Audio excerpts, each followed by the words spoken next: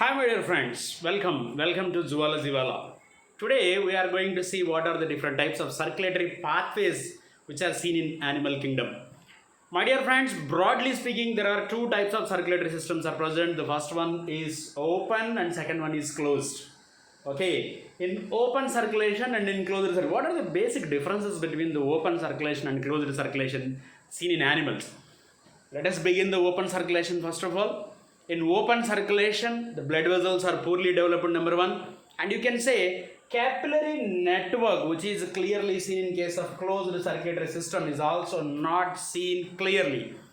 So here the blood which is passing through these blood vessels rushes into the smaller blood vessels, and now the blood directly releases into the empty spaces in the body, and those empty spaces are called sinuses. Sinus singular, sinuses. So there is no precise regulation of blood pressure here. Why? Because simply having the water in some overhead tank, something like that. So there is no question of any regulation here. But see here the closed circulation, which is perfectly and well developed, and precisely blood pressure is perfectly regulated. See here, this blood vessel is an artery, and which divides to form arteriole and then capillaries followed by venules and then vein. Artery ends with the capillaries and veins begin with the capillaries. Okay, so here blood passes through the blood vessels which are varying in their diameters. So the diameter of different types of these blood vessels vary. That is the reason why there is no uniformity in the pressure. So here sometimes the pressure will higher, sometimes the pressure will be decreased.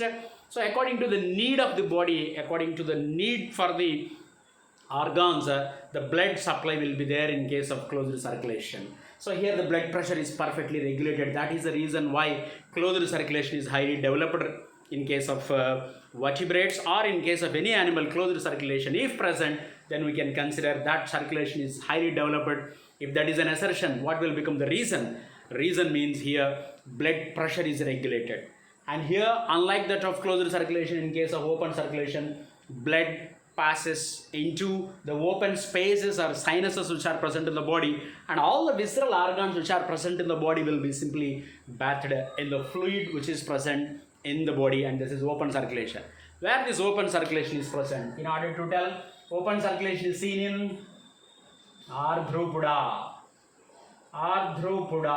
Okay, first largest phylum, in fact the largest phylum in the animal kingdom, Arthropoda, and the largest class is Insecta. So in case of arthropods, open circulation is present, and of course in case of mollusks also open circulation is present. Mollusca, soft bodied animals. Of course in the mollusca, Cephalopoda is exception. In the class Cephalopoda, what happens, where the closed circulation is present, but in case of all mollusks except that, all mollusks exhibits open circulation, followed by Echinodermata open circulation, Hemichordata open circulation is seen. In case of Urochordates also open circulation is seen. And after that Cephalochordata in evolution, Cephalochordates exhibits closed circulation, Cyclostromes exhibits closed circulation, and from the Pisces, fish onwards, everybody will exhibit closed circulation. So open circulation is seen in Arthropoda, Mollusca, and you can consider even Echinodermata, Hemichordata, and as I told, even you can write Cephalochordates. Cephalochordates exhibits closed circulation. Once again, my dear friend, sorry. So echinoderms, hemichordates, urochordates exhibits open circulation. And coming to this closed circulation, first time closed circulation is seen in the evolution. First time closed circulation is first observed. Circulatory system is developed in annelids, Annelida.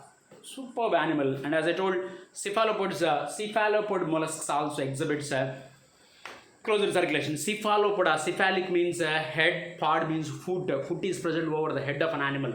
In case of gastropoda, foot is present over the stomach of an animal. Poda means foot, gastric means stomach, gastric region, because of the torsion or twisting of body. That's a different story.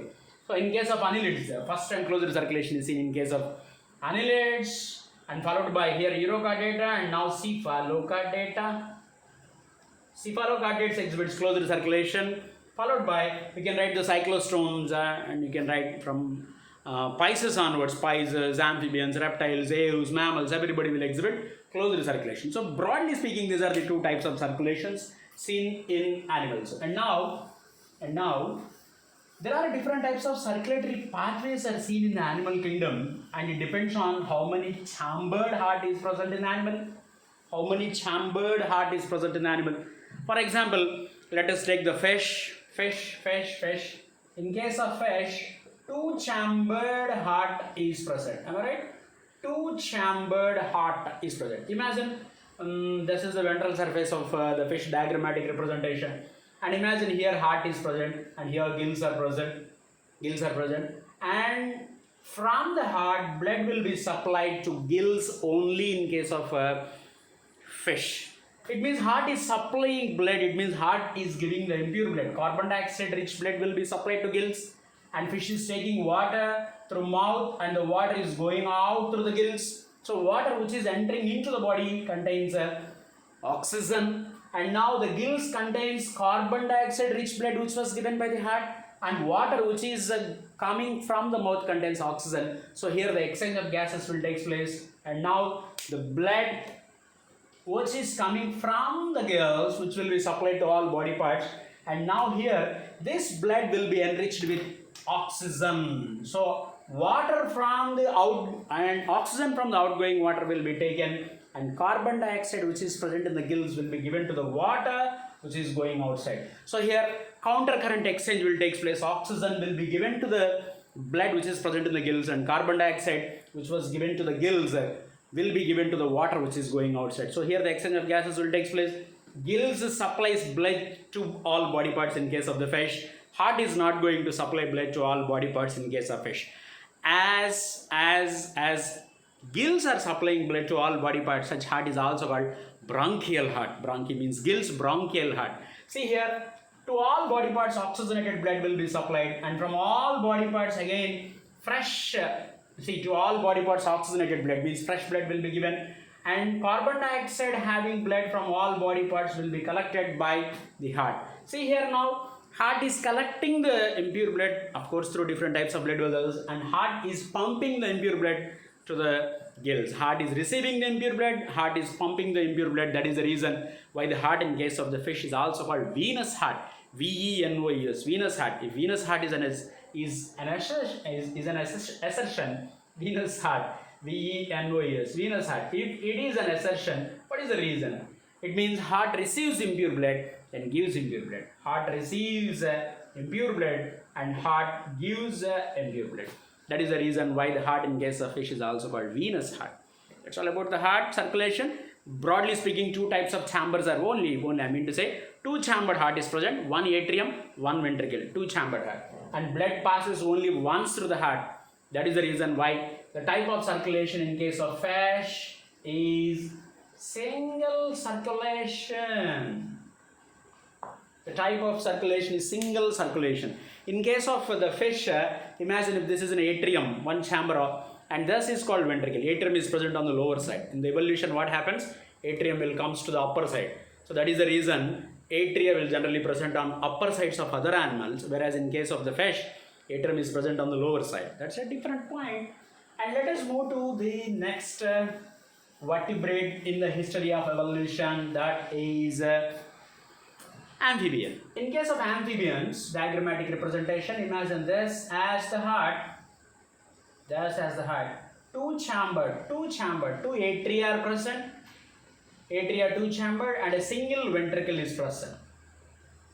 So here, this is the right side and this will become the left side. Right side here, impure blood will be collected, and from the left side, pure blood will be collected by different types of, I mean to say, pulmonary veins which are coming from the lungs. They will bring the pure blood to the left side, and impure blood will be collected by different types of veins like superior vena cavum, inferior vena cavum, which are present on, imagine this is the heart of the frog, and there is a triangular structure present on the dorsal surface of the heart, that is called sinus venosus. And these are the two pre-cables which collect the blood from anterior parts of the body, and this is post-cable which collect blood from posterior parts of the body, and the triangular structure which is present on the dorsal side but opens into the ventral side. See here into this right atrium, the opening of sinus venosus is observed, and here carbon dioxide having blood is present, and impure blood is present here, and pure blood is present here. and both the pure and impure blood will get mixed in the ventricle. So mixed blood will be supplied to all body parts in case of the frog. So here two chambers are separately present because of having the septum. The two chambers are well separated. But here there is only one chamber. That is the reason why pure and impure blood will get mixed as per CBSE textbook. And that impure blood, that impure blood will be supplied to all body parts. So in case of the frog, how many chambered heart is present? In case of the frog, 3 chambered heart is present. Here the two circulations are separate, but here the blood get mixed. That is the reason here we are mentioning as incomplete, as incomplete double circulation. We cannot say clearly it is a double circulation. Why? Because here two circulations are present separately, but here the blood get mixed. So this is not a complete double circulation. This is incomplete double circulation, which is seen in case of the frog. In case of frogs, incomplete double circulation. I mean to say, in case of amphibians, incomplete double circulation is present. And if it is the matter of reptile, say for example, if it is a reptilian heart, what happens? In case of reptiles, except crocodiles, what happens is there will be one septum present here. This is called interventricular septum. Interventricular septum is present, but that interventricular septum is incomplete. This is interventricular septum. So interventricular septum is incomplete in case of reptiles. In case of reptiles, except crocodiles. Crocodiles exception, I will tell. So here in case of reptiles, 3 chambered heart only, no doubt about it, but this interventricular septum is incomplete. So even though blood separates here, means here impure blood and here pure blood, even though pure and impure blood are separated in the atria, they will be get mixed here, no doubt about it, and here also mixed blood will be supplied to all body parts. So this circulation also comes under incomplete double circulation. So the circulation here in case of reptiles is incomplete double circulation. But in case of the crocodile, even though it is a reptile, where the interventricular septum is complete, something like in case of birds and mammals, complete interventricular septum is present in case of crocodiles. So in case of crocodiles and birds, followed by mammals, where interventricular septum is complete. Interventricular septum is complete. As a result of which, blood is completely separated. Left side is completely separated from right side. Left side contains oxygenated blood, right side contains deoxygenated blood. Blood is well separated. So blood passes twice through the heart, once through the left and once through the right. That is the reason why the circulation is called complete double circulation. Complete double circulation. Okay, so crocodile is an exception. Of course, in case of birds and mammals, complete double circulation is present. In case of birds, the sinus venosus is absent. That is a different story. And in case of human beings, left systemic arch is present. That is the reason why, if at all some sort of left hand pain is observed in case of human beings will get some sort of fear. Why? Because the pain may be related to heart, something like that. But in case of human beings, left heart is the major, left aorta, left artery, left systemic arch is the major blood vessel. In case of birds, right systemic arch is the major blood vessel in case of birds. Okay, so in case of birds and mammals, complete double circulation is present. Of course, crocodiles also exception. In the reptiles, all reptiles exhibits incomplete double circulation, but crocodile exhibits complete double circulation. And here I want to ask you a small question. What do you have any idea about foramen of Panizza? What is that foramen of Panizza? You try to recollect or you try to gather the information that I will tell at the time of structure of heart or functioning of heart in case of human beings. That's all about the circulatory pathways. Hope you have enjoyed. Thank you.